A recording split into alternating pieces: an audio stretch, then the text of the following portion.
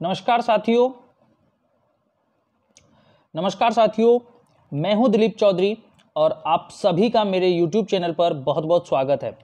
दोस्तों, सबसे पहले आप चैनल को शेयर करिए, इस लेक्चर को शेयर करिए, ज़्यादा से ज़्यादा लोगों तक पहुंचाइए। और आज हम जो चाहो वो पूछो सीरीज के 7वें चरण में 7वीं प्रश्नोत्तरी को लेकर आए हैं। इस 7वीं प्रश्नोत्तरी में मैं आपको 20 बहुत ही महत्वपूर्ण प्रश्नों को करवाने वाला हूं। तो सबसे पहले इस चैनल का नाम आप अपनी जुबान पर रख लें और इसे ज़्यादा से ज़्यादा लोगों तक माउथली और साथ ही सोशल साइट्स के माध्यम से भी पहुंचाएं। चलिए दोस्तों, इसी के साथ स्टार्टिंग करते हैं। पहला हमारा जो इसमें प्रश्न रहेगा वो है कि वल्लभी काल किस काल को कहा जाता है। पहला प्रश्न क्या है कि वल्लभी काल किस काल को कहा जाता है। तो इसमें आपको ऑप्शन दिख रहे हैं कि पहला है गुप्त काल, दूसरा है कुषाण काल, तीसरा है मौर्य काल और चौथा है इनमें से कोई नहीं। तो सबसे फास्ट आंसर कौन करेगा, मैं यहाँ देख रहा हूं। फटाफट आंसर करिए, जल्दी से जल्दी आंसर करिए। पढ़ लीजिए प्रश्न को, बहुत अच्छे से पढ़ लीजिए कि वल्लभी काल किस काल को कहा जाता है। वल्लभी काल से संबंधित मैं एक लेक्चर आपको अपलोड कर चुका हूं पहले ही, और उसमें मैंने आपको वल्लभी के मैत्रक वंश के बारे में विस्तृत जानकारी दी थी। तो उसको आपने देखा होगा, जो लोग नए हैं वो देख लेना। तो इसमें आंसर करिए, फटाफट आंसर करिए कि वल्लभी काल किस काल को कहा जाता है। तो इसका जो सबसे सही आंसर होगा मैं आपको बता देता हूं, वो आंसर है गुप्त काल। क्यों है? क्योंकि ये जो वल्लभी में जो मैत्रक वंश था, इसकी उत्पत्ति ही गुप्तों के सामंत के रूप में हुई थी। गुप्तों के सामंत के रूप में गुजरात में ये राजवंश स्थापित हुआ था और वहां से इसकी स्टार्टिंग हुई थी। ठीक है, तो वल्लभी काल किस काल को कहा जाता है, तो आपका सही आंसर होगा गुप्त काल। ठीक है, चलिए दूसरे प्रश्न की ओर चलते हैं। दूसरा है कि गुप्त राजाओं ने कौन से सिक्के चलवाए। गुप्त राजाओं ने कौन से सिक्के चलवाए। पहला ऑप्शन है दिनार, दूसरा है द्रम, तीसरा है रूपक और चौथा है सुवर्ण। प्रश्न को ढंग से समझें। गुप्त राजाओं ने कौन से सिक्के चलवाए थे। दिनार, ड्रम या दिरहम या द्रम, तीसरा है रूपक और चौथा है सुवर्ण। विकल्प यहां देख लें। पहला विकल्प है केवल 4, दूसरा विकल्प है केवल 1, तीसरा विकल्प है केवल 1 और 3 और चौथा विकल्प है केवल 1 और 4। देख लीजिए और आंसर करिए। सभी बच्चे जिन्होंने गुप्त काल को पढ़ा था वो इसका आंसर आसानी से कर पाएंगे, ये मुझे उम्मीद है, और ज़्यादातर बच्चे इसका सही आंसर करेंगे। गुप्त डायनेस्टी के बारे में मैंने लगभग 6 लेक्चर्स डाले हुए हैं, और जो लोग इसका सही आंसर नहीं कर पा रहे हैं वो इस पूरे लेक्चर को देखें। 6 लेक्चर मैंने डाले हैं गुप्त डायनेस्टी से संबंधित, गुप्त राजवंश से संबंधित, तो उनको पढ़ लें।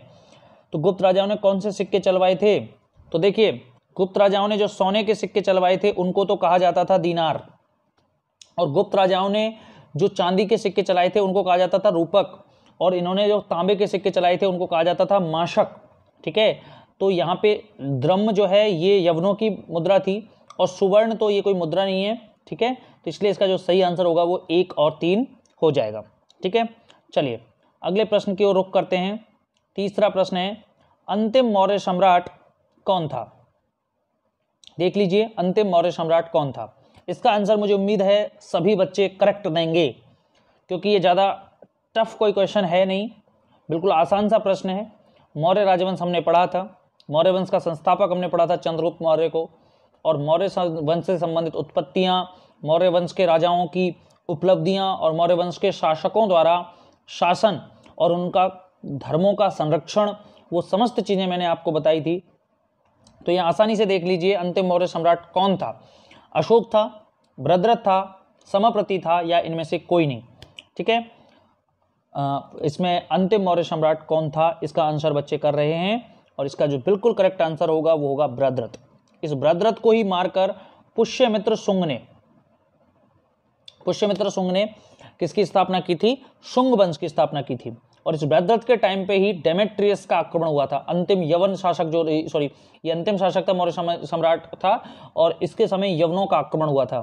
ठीक है, और डेमेट्रियस नामक यवन ने आक्रमण किया था।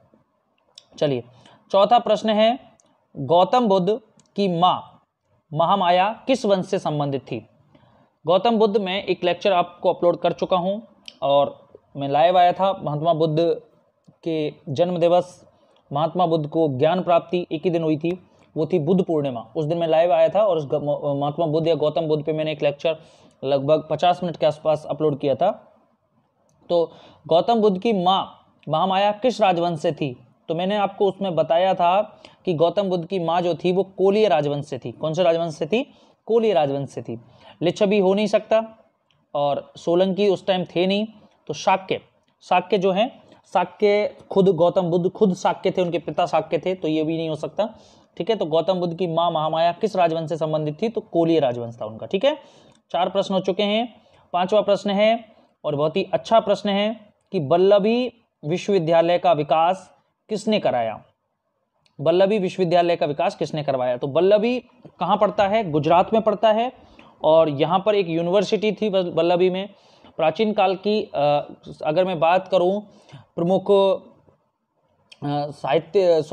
शिक्षा के केंद्रों की, तो वल्लभी जो गुजरात का हिस्सा था, गुजरात का एक क्षेत्र था, वहाँ पे बहुत ज़्यादा शिक्षा के मामले में बहुत अग्रणी रहा था वो ज़माने में, नालंदा को टक्कर देता था। और वल्लभी में एक विश्वविद्यालय बनवाया था। तो वो किसने बनवाया था? ऑप्शन यहाँ देख सकते हैं आप, भट्टारक, गोपाल, कुमारगुप्त, धर्मपाल। तो इसका जो सबसे करेक्ट आंसर होगा वो देख लीजिए, आप फटाक से एक बार आंसर कर लीजिए और मैं बता देता हूँ आपको। इसका आंसर होगा भट्टारक, क्योंकि भट्टारक ही इस राजवंश का संस्थापक था। वल्लभी में जो मैत्रक वंश की स्थापना की थी वो भट्टारक ने की थी। ठीक है, तो इसका जो करेक्ट आंसर होगा वो भट्टारक होगा। इसमें गोपाल हो नहीं सकता। गोपाल क्यों नहीं हो सकता? क्योंकि गोपाल पाल वंश का शासक था, जो बाद में आएगा। कुमारगुप्त गुप्त वंश का शासक था, उसने नालंदा विश्वविद्यालय बनवाया था। और धर्मपाल ने विक्रमशिला विश्वविद्यालय बनवाया था आपके बिहार में। ठीक है, तो ये आपके भट्टारक जो है ये वल्लभी विश्वविद्यालय का विकास इसने करवाया था। ठीक है, और बाद में ये काफी चरमोत्कर्ष पे पहुंच गया था। चलिए अगला है, नालंदा विश्वविद्यालय का विकास किसके काल में हुआ था? तो अभी मैंने इसका आंसर दिया था और अब फटाक से आप लोग भी आंसर करें कि नालंदा विश्वविद्यालय का विकास किसके काल में हुआ था? नालंदा विश्वविद्यालय, नालंदा कहाँ पर है? बिहार में है और ये एक बहुत बड़ा विश्वविद्यालय था। हिंसांग भी यहाँ पढ़ने आया था और जब इसको जलाया था बख्तियार खिलजी ने, तो उस समय 10,000 विद्यार्थी इसमें शिक्षारत थे। तो इसका सही आंसर करिए, नालंदा विश्वविद्यालय का विकास किसके काल में हुआ? चंद्रगुप्त के काल में हुआ, स्कंदगुप्त के काल में हुआ, कुमारगुप्त के काल में हुआ या समुद्रगुप्त के काल में हुआ? तो इसका आंसर सबका बिल्कुल करेक्ट होना चाहिए, कुमारगुप्त। ठीक है, ये मैं अभी थोड़ी देर पहले भी बताया था। चलिए अगला हम प्रश्न देखते हैं। 7वां प्रश्न है। 7वां प्रश्न है कि बौद्ध धर्म का महायान और हीनयान में विभाजन किस संगीति में हुआ था? कि कौन सी संगीति में बौद्ध धर्म 2 भागों में बट गया था और कौन कौन सी शाखाओं में बटा था? महायान और हीनयान। ये मैंने आपको बताया था कि नागार्जुन जो था, नागार्जुन कनिष्क के समय उसने इसको 2 भागों में बांटा था। तो वो बांटने का एक वो था कि पहले हीनयान शाखा प्रचलन में थी, लेकिन और हीनयान में क्या होता था, महात्मा बुद्ध को एक महापुरुष माना जाता था, भगवान नहीं माना जाता था। और नागार्जुन ने इस महायान शाखा को जन्म दिया था और महायान शाखा में क्या होता था, महात्मा बुद्ध को भगवान मानने लग गए थे, महापुरुष से बढ़कर भगवान मानने लग गए और उनकी मूर्ति पूजा होने लगी थी। वो महायान शाखा थी और ये नागार्जुन ने सब किया था। कनिष्क के टाइम की ये घटना है और कनिष्क के टाइम पे आपको पता होना चाहिए चौथी बौद्ध संगीति हुई थी, इसलिए इसका सही आंसर जो होगा वो आपके हो जाएगा चतुर्थ बौद्ध संगीति। ठीक है, क्या हो जाएगा? चतुर्थ बौद्ध संगीति।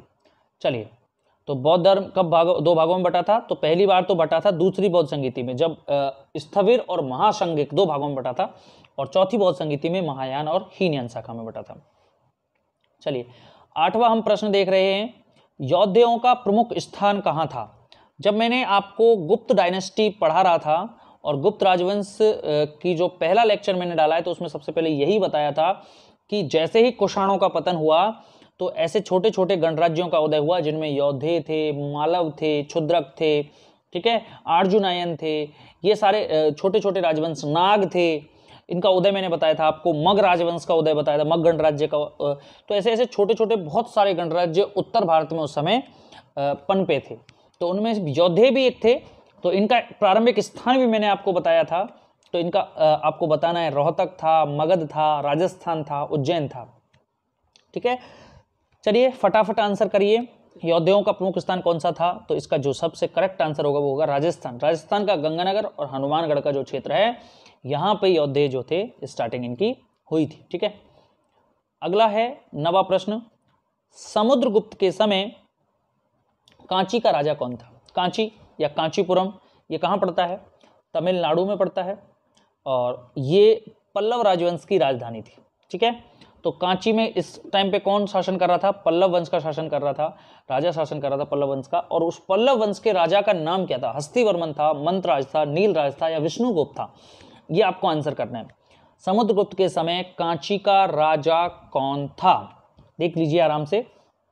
तो इसका जो बिल्कुल करेक्ट आंसर होगा वो फटाफट आप भी करें आंसर। इसका करेक्ट आंसर होगा विष्णुगुप्त। ठीक है, समुद्रगुप्त ने जब दक्षिण अभियान पर गया था तो उसने 12 राजाओं से युद्ध किया था। उन 12 राजाओं में, दक्षिण भारतीय राजाओं में विष्णुगुप्त एक प्रमुख राजा था जो पल्लव राजवंश से संबंधित था। कौन था? पल्लव। ठीक है, और एक चीज और ध्यान रखना, एक प्रश्न और आ सकता है यहां से पल्लवों से, किस गुप्तों के बाद किस राजवंश ने अपना राज्य चिन्ह गरुड़ को बनाया था? तो वो भी पल्लव ही थे। ठीक है, पल्लवों ने ही अपने राजवंश का जो राज्य चिन्ह था वो गुप्तों के बाद किसको बनाया था? गरुड़ को बनाया था। तो समुद्रगुप्त के समय कांची का राजा कौन था? तो विष्णुगुप्त इसका करेक्ट आंसर हो जाएगा। ठीक है, चलिए अगला प्रश्न हम देखते हैं। अगला प्रश्न है कि 4 अश्वमेध यज्ञों का आयोजन किस राजा ने कराया था? 4 अश्वमेध किस राजा ने करवाए थे? इसको देख लीजिए और इसका आंसर करिए। पहला ऑप्शन है हस्तिवर्मन, दूसरा है समुद्रगुप्त, तीसरा है पुष्यमित्र शुंग और प्रवरसेन प्रथम। 4 अश्वमेध यज्ञों का आयोजन किस राजा ने करवाया था? इसका आंसर आप सभी को करना है और ये मैं आपको पढ़ा चुका हूँ। वाकाटक राजवंश में मैंने ये चीज़ पढ़ाई थी आपको कि एक राजा ऐसा था जिसने सम्राट की उपाधि धारण की थी और उसने 4 अश्वमेध यज्ञ करवाए थे, राजसू यज्ञ भी उसने करवाया था। वो राजा कौन था? वाकाटक राजवंश का शासक था। इतना मैं हिंट आपको दे रहा हूं। तो अब आप देखते हैं कि कर पाते हैं कि नहीं कर पाते। चलिए आंसर करिए। तो इसका जो सबसे सटीक आंसर है वो है प्रवरसेन प्रथम। ये वाकाटक राजवंश का शासक था और इसने 4 अश्वमेध आयोजन करवाया था और इसने सम्राट की उपाधि धारण की थी। इसके बाद ऐसा कोई शासक नहीं हुआ जिसने सम्राट की उपाधि धारण की हो। अगला प्रश्न है, ग्रीक रोमन साहित्य में चंद्रगुप्त मौर्य को सैंड्रोकॉट्स कहा गया है। इसका उल्लेख सर्वप्रथम किसने किया था? बहुत अच्छा प्रश्न है कि ग्रीक रोमन साहित्य में चंद्रगुप्त मौर्य को सैंड्रोकॉट्स कहा गया है। इसका उल्लेख सर्वप्रथम किसने किया? मतलब सैंड्रोकॉट्स ही चंद्रगुप्त है, ये किसने बताया था? ये मैंने आपको चंद्रगुप्त मौर्य वाले लेक्चर में बता दिया था। डी.आर. भंडारकर ने बताया था, अलेक्जेंडर कनिंघम ने बताया था, आर.पी. चंद ने बताया था या विलियम जोन्स ने बताया था? देखिए और आंसर करिए। चलिए, तो इसका जो सबसे सटीक आंसर है वो है विलियम जोन्स। विलियम जोन्स ने ही सैंड्रोकॉट्स की पहचान चंद्रगुप्त मौर्य के रूप में की थी। जो ग्रीक साहित्य था, जो आपके ग्रीक और रोमन यानी यूनानी और रोमन साम्राज्य था, उसमें जो साहित्य लिखा गया था उसमें चंद्रगुप्त मौर्य नाम नहीं मिलता। उसमें एंड्रोकॉट्स और आपके एंड्रोकॉप्ट्स ये नाम आपके मिल जाते हैं। ठीक है, अगला है, किस राज्य के राजाओं ने सीरिया के साथ राजनीतिक संबंध बनाए थे? बहुत अच्छा प्रश्न है। किस राज्य के राजाओं ने सीरिया के साथ अच्छे संबंध बनाए थे? तो ध्यान रखें, इसमें सीरिया उस टाइम पे यवन साम्राज्य था, यूनानी साम्राज्य था, यूनानी यवन कह सकते हैं हम उसको। तो सीरिया एक प्रमुख केंद्र रहा था सेल्यूकस निकेटर का। सेल्यूकस निकेटर ने ही सीरिया को केंद्र बनाया था। इसको सर्वप्रथम जीता था सिकंदर ने और फिर बाद में सीरिया पर कब्जा कर लिया था सेल्यूकस ने। ठीक है, तो सेल्यूकस और उसके उत्तराधिकारियों के साथ किस राजवंश ने राजनीतिक संबंध बनाए? तो आपको यहाँ ये देखना है कि सेल्यूकस किसके समकालीन था? मौर्यों के समकालीन था, गुप्तों के, पल्लवों के या चोलों के? तो इसका जो आंसर होगा वो हो जाएगा आपके मौर्य। क्या हो जाएगा? मौर्य हो जाएगा। ठीक है, क्योंकि मौर्य वंश के जो राजा थे उनके सीरिया यानी यूनानियों के साथ अच्छे संबंध रहे थे, यवनों के साथ अच्छे संबंध रहे थे, क्योंकि उन्होंने वैवाहिक संबंध भी बना लिए थे। चंद्रगुप्त मौर्य ने तो विवाह कर लिया था। अगला प्रश्न है, किस राज्य के राजा ने देवपुत्र की उपाधि को अपनाया था? कुषाण थे, शक थे, यवन थे या गुप्त थे? देख लीजिए, किस राज्य के राजा ने देवपुत्र उपाधि को अपनाया था? कुषाणों ने, शकों ने, यवनों ने या गुप्तों ने?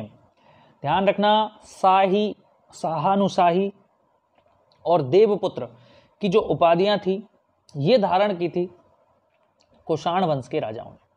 मैंने आपको एक राजा पढ़ाया था किदार, समुद्रगुप्त के टाइम, और उसकी उपाधि बताई थी शाही, शाहानुशाही। इसके साथ ही कुषाण शासक देवपुत्र की उपाधि भी धारण करते थे। और कुषाण शासकों में भी अगर स्पेशलाइजेशन करे कि देवपुत्र की उपाधियां कौन सा, कुषाण राजवंश में कौन सा वंश करता था, तो कनिष्क वंश करता था। कुषाण पहले राजा रहे थे कुजुल कडफिसस, उसके बाद बिम कडफिसस। तो कुजुल कडफिसस और बिम कडफिसस की उपाधियां देवपुत्र नहीं मिलती, ये उपाधियां मिलना स्टार्ट करती हैं कनिष्क के बाद। कनिष्क पहला राजा था जिसने देवपुत्र की उपाधि धारण की थी। तो कनिष्क के बाद जितने भी राजा हुए उन्होंने देवपुत्र की उपाधियां धारण की थी। ठीक है, चलिए अगला है 14वां प्रश्न। देखिए, जूनागढ़ अभिलेख में किस शक राजा का नाम दर्ज है? जूनागढ़ अभिलेख में किस शक राजा का नाम दर्ज है? रुद्रदामन का है, माउज का है, एजेज का है या नहपान का है? तो जूनागढ़ अभिलेख, गिरनार अभिलेख भारत का पहला संस्कृत में लिखा गया अभिलेख जो गुजरात में सुदर्शन झील के पास गिरनार या जूनागढ़ से मिला है, उसमें किस राजा का नाम दर्ज है? इसमें स्कंदगुप्त का नाम भी मिलता है जो गुप्त राजवंश का शासक था। और किस शक राजा की बात मैं यहाँ पूछ रहा हूँ कि किस शक राजा का नाम मिलता है, तो वह राजा था रुद्रदामन। इसने गिरनार में जो सुदर्शन झील थी उसका जीर्णोद्धार भी करवाया था, और यही वह राजा था जिसका जूनागढ़ अभिलेख जिसने पहली बार लिखवाया था और संस्कृत भाषा में लिखवाया था। ठीक है, तो ये आपका करेक्ट आंसर हो जाता है। 15वां प्रश्न है, 190 ईसा पूर्व में बैक्टीरिया या बैक्ट्रिया कि किस यवन राजा ने भारत पर आक्रमण किया था? ये बहुत ही अच्छा प्रश्न है और पूछे जाने लायक प्रश्न है कि 190 ईसा पूर्व में बैक्ट्रिया के किस यवन राजा ने भारत पर आक्रमण किया था। ये आपको आना चाहिए। ऑप्शन ए है डेमेट्रियस, बी है अलेक्जेंडर, सी है सेल्यूकस निकेटर और डी है मिनेंडर। देख लीजिए और आंसर करिए। बैक्ट्रिया में किस यवन राजा ने भारत पर आक्रमण किया था? 190 बीसी, 190 बीसी यानी मौर्य डायनेस्टी का अंतिम समय, और सुंगों को सत्ता हाथ में आने की अब स्थिति बन जाएगी। तो वह यवन राजा था बच्चों डेमेट्रियस। इस डेमेट्रियस ने आक्रमण किया उस समय भारत पर, और इसे पराजित किया था पुष्यमित्र शुंग ने, और पुष्यमित्र शुंग ने इसे पराजित करके भगा दिया था। और उसके बाद पुष्यमित्र शुंग ने मगध की सत्ता पर शुंग वंश की स्थापना कर दी थी और मौर्य वंश को समाप्त कर दिया था। तो डेमेट्रियस को किसने पराजित किया था?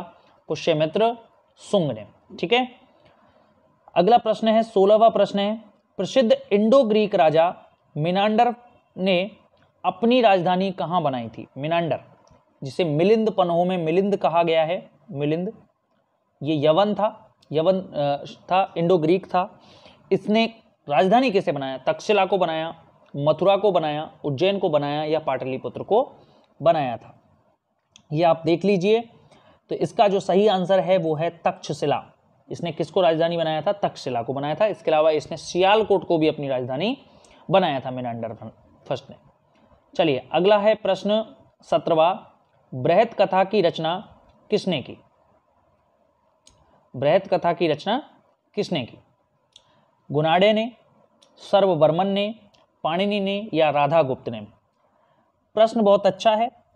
आपको इतना हिंट दे देता हूं, सातवाहन वंश के शासकों से संबंध रखता है। और सातवाहन राजवंश में भी एक राजा हुआ था हाल। उस हाल राजा के दो दरबारी थे, एक गुनाडे था और दूसरा सर्ववर्मन था। और गुनाडे ने ही बृहत कथा नामक जो ग्रंथ था वो लिखा था। सर्ववर्मन ने ग्रंथ लिखा था कातंत्र। सर्ववर्मन ने कौन सा ग्रंथ लिखा था? कातंत्र। ये दोनों हाल जो शासक था सातकर्णी प्रथम के बाद जो राजा हुआ था सातवाहन डायनेस्टी में, उसका जो है दरबारी था। और गुनाडे ने बृहत कथा नामक ग्रंथ लिखा था, सर्ववर्मन ने कातंत्र लिखा था, पाणिनि ने तो अष्टाध्यायी लिखा था, और राधागुप्त जो था ये आपके बिंदुसार का जो है प्रधानमंत्री था चाणक्य के बाद। ठीक है, तो राधागुप्त तो आपके मौर्यकालीन हो गए। ठीक है, चलिए अगला प्रश्न है 18वां, तृतीय बौद्ध संगीति किसके काल में हुई थी? तृतीय बौद्ध संगीति किसके काल में हुई थी? बहुत अच्छा प्रश्न है। चतुर्थ बौद्ध संगीति कनिष्क के काल में हुई थी। द्वितीय बौद्ध संगीति जो है नहीं बताऊंगा, नहीं तो उत्तर आप छांट लोगे। और प्रथम बौद्ध संगीति जो है अजातशत्रु के काल में हुई थी। तृतीय बौद्ध संगीति कालाशोक के काल में हुई थी। केवल एक ऑप्शन शेष बचता है, वो है अशोक, तो इसका आंसर हो जाएगा अशोक। ठीक है, तो तृतीय बौद्ध संगीति किसके काल में हुई थी? अशोक के काल में हुई थी। चलिए अब एक अच्छा प्रश्न आ रहा है और इसको देखिए और इसका आंसर करें। प्रश्न है, निम्नलिखित में से किस भारतीय राजा ने धर्म महामात्र नियुक्त किए थे? बहुत अच्छा प्रश्न है। किस भारतीय राजा ने धर्म महामात्र नियुक्त किए थे? अशोक ने किए थे, समुद्रगुप्त ने किए थे, चंद्रगुप्त प्रथम ने किए थे या चंद्रगुप्त मौर्य ने किए थे? इनमें आपको देखना है और आंसर करना है। किस भारतीय राजा ने धर्म महामात्र नियुक्त किए थे? आंसर करिए, फटाफट आंसर करिए। ये अच्छा प्रश्न है, यहाँ मैं देखना चाहूंगा कि आप लोग कितना अच्छा आंसर कर सकते हैं, नहीं कर सकते। ध्यान रखें, धम्म महामात्र या धर्म महामात्र, ये जो हैं ये बौद्ध धर्म को आगे बढ़ाने के लिए अशोक ने नियुक्त किए थे। किसने नियुक्त किए थे? अशोक ने नियुक्त किए थे। इसने राज्यों की, प्रादेशिकों की नियुक्ति भी की थी और धर्म महामात्रों को ये काम दिया था कि वो तेजी से बौद्ध धर्म का प्रचार प्रसार कर सके। तो इसका सही आंसर हो जाएगा अशोक। चलिए आज की सीरीज में हम अंतिम प्रश्न है हमारा, और वो है कि चतुर्थ बौद्ध संगीति किसके समय हुई थी? चतुर्थ बौद्ध संगीति किसके समय हुई थी, ये आपको आंसर करना है। कनिष्क के समय हुई थी, वासुदेव के समय हुई थी, कालाशोक के समय हुई थी या अशोक के समय हुई थी? अभी मैं आंसर, तृतीय बौद्ध संगीति जब आई थी तो मैंने आंसर किया था इसका, और आप पुनः इसका उत्तर देखिए और प्रयास कीजिए सही आंसर आपका हो। और सभी बच्चों से ये अनुरोध है कि वो इस लेक्चर को शेयर करें, हमारे चैनल को प्रमोट करने के लिए कोशिश करें, शेयर करें, अपने दोस्तों तक पहुंचाएं, अपने मित्रों तक पहुंचाएं। आपके परिवार में, आपके पड़ोस में सभी लोग ज़्यादातर तैयारी करते हैं, और जनरल नॉलेज एक ऐसा सब्जेक्ट है जिसमें हर आदमी जो है रुचि रखता है। हर व्यक्ति को यह जानने की आवश्यकता होती है कि हमारा क्या इतिहास रहा है, क्या संस्कृति रही है। ठीक है, तो 20वें प्रश्न का सही आंसर करिए। 20वें प्रश्न का क्या आंसर होगा? चतुर्थ बौद्ध संगीति किसके समय हुई थी? तो इसका आंसर लगभग सभी बच्चों का सही है और वो आंसर है कनिष्क। ठीक है, तो चौथी बौद्ध संगीति कनिष्क के समय हुई थी, 78 ईस्वी में हुई थी, और ये कहाँ हुई थी? कश्मीर में हुई थी। ठीक है, और इसके अध्यक्ष कौन थे? अध्यक्ष थे वासुमित्र और उपाध्यक्ष थे आपके अश्वघोष। ठीक है, चलिए जो चाहो प्रश्नोत्तरी 7th में आपने बहुत अच्छा प्रयास किया, और नेक्स्ट डे हम पुनः ऐसी ही प्रश्नोत्तरी लेकर आ रहे हैं। बहुत बहुत धन्यवाद। जय हिंद, जय भारत।